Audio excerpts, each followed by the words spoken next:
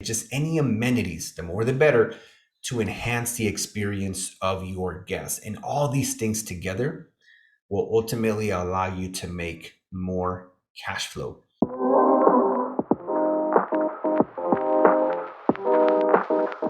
What's going on, everybody? Jorge Contreras from the Jorge Contreras podcast. And in this episode, I am going to cover and go over my 5 top tips to grow an Airbnb business. So let's jump right into it. One of the first things that I look at in order to generate more revenue and ultimately more profit, more cash flow, a better return on investment is hosting 8 to 12 people in a single family home. The truth is that when you look at what hotels are charging for 3 to 4 hotel rooms, like let's say it's each room is like $200. Pretty good, right? But they need 4 rooms because there's 8 to 12 people, maybe even 5 rooms. 5 rooms times 200 is $1,000 a night. Plus they're going to be separated. They got to pay for parking. If they stay at my Airbnb that's got 3 or 4 bedrooms, they can all be under one roof and have a much better experience at a fraction of the cost. Because in my Airbnb, it might be 3, 4, or 500 a night. But again, the biggest thing, I mean, of course, saving money, paying half is an incredible value, but now they get to be all together under one roof. Therefore, giving us with these bigger properties and the ability to host more people, basically more demand, because we're providing something that the hotels cannot. So that is one of the things that I recommend. Usually my baseline when I'm looking at properties is a 3-bedroom, 2-bath, 1,100 square feet or more. Now, some of my properties have 3, 4, and 5 bedrooms, and they're like 1,400 to 2,200 square feet. But that 3 to 1,100 square feet is like the baseline. Above that is ideally what I want. Now, would I take something with like if it's a 2-2? Yes, but it would have to be like a really top-notch Airbnb or in a very good location, because the 3-2 is a really solid structure, again, to be able to host 8 to 12 people.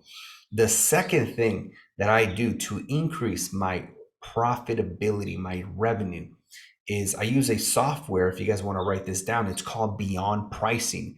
Beyond Pricing is an incredible platform because we're able to automate our pricing based on supply and demand. So for example, if there was an event in the area and Beyond Pricing notices, everything's in the red, meaning there's a lot of hotel bookings, very low vacancies. It's almost sold, a bunch of the hotels are almost sold out. A bunch of the Airbnbs are booked. Guess what? They're going to skyrocket your price. So usually they're going to ask you to set up a base, ideally what you want on the nightly rate, and then a minimum, like what's the least you would take that you would still be happy. And not too low where you attract the Motel 6 people, if you know what I mean. So you don't want to make it too cheap. You want to make sure you actually find that happy medium. But Beyond Pricing is really an incredible tool. The third tip is to manually adjust your pricing. We do this over the next, say, 14-day period of vacancies. So for example, whatever today is, 14 days between now and the next 14 days, if we have any vacancies, we will bring down that price. So for example, let's say that normally this property books for 400 a night, but we normally host 10 people.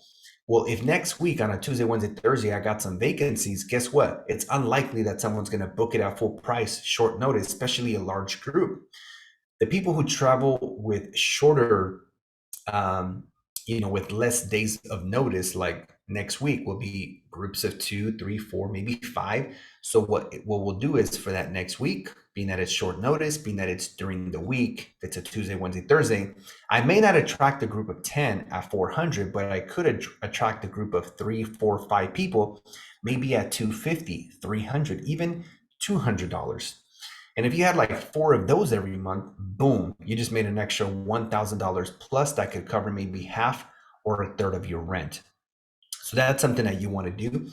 The next thing is to get to superhost status, guys. Personally, when I stay at Airbnbs, there's a filter. If you've never stayed at one, you wouldn't know, but you just literally click on the superhost button filter and you only see properties that are hosted by superhost. The truth is, personally, I wouldn't want to stay somewhere if they have less than, you know, I mean, 4.8, even 4.7 is okay, but when you start getting below 4.5, you know, you don't know what the experience is going to be like. So typically, I want, ideally, if they got a perfect five, like if they got 55-star reviews, even if I got to pay more, I know that me and my family are going to have a memorable and incredible, flawless experience.